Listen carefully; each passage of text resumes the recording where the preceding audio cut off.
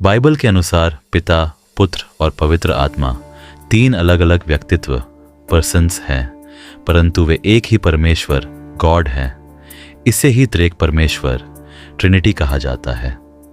यद्यपि त्रेक शब्द सीधे बाइबल में नहीं मिलता, लेकिन इसका सिद्धांत वचनों में स्पष्ट दिखाई देता है। सबसे पहले बाइबल यह सिखाती है कि परमेश्वर एक ही है। व्यवस्था विवरण 6:4 में लिखा है, हे इस्राएल सुन, हमारा परमेश्वर यहोवा एक ही है। इसका अर्थ है कि तीन नहीं बल्कि एक ही परमेश्वर है। फिर भी बाइबल पिता, पुत्र और पवित्र आत्मा तीनों को परमेश्वर बताती है।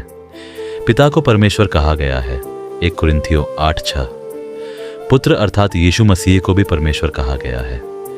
यूहन्ना 1:1 में लिखा है, आदि में वचन था और वचन परमेश्वर के साथ था और वचन परमेश्वर था। यह वचन से अभिप्राय यीशु मसीह है। इसी प्रकार पवित्र आत्मा को भी परमेश्वर माना गया है। प्रेरितों के काम 5:3-4 में पतरस कहता है कि पवित्र आत्मा से झूठ बोलना परमेश्वर से झूठ बोलना है। तीनों एक साथ भी दिखाई देते हैं। उदाहरण के लिए यीशु के बपतिस्मा के समय जब यीशु मसीह पानी में थे, तब स्वर्ग से पिता की आवाज़ आई और पवित्र आत्मा कबूतर के समान उतर आया। मत्ती 3:16-17। इससे स्पष्ट है कि तीनों अलग अलग व्यक्तित्व हैं, पर एक साथ कार्य करते हैं।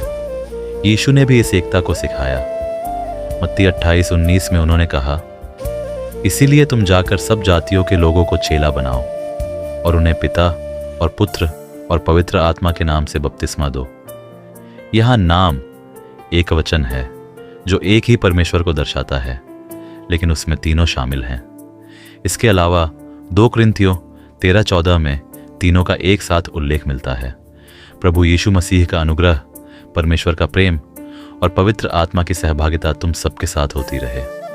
यह दिखाता है कि तीनों मिलकर विश्वासियों के जीवन में कार्य करते हैं। इस प्रकार बाइबल यह सिखाती है कि परमेश्वर एक है, पर वह तीन व्यक्तित्वों पिता, पुत्र, यीशु मसीह और पवित्र आत्मा में प्रकट होता है। वे अलग अलग हैं, फिर भी उनकी प्रकृति, शक्ति और महिमा एक ही है। यही त्रिएक परमेश्वर का गहरा और दिव्य रहस्य है।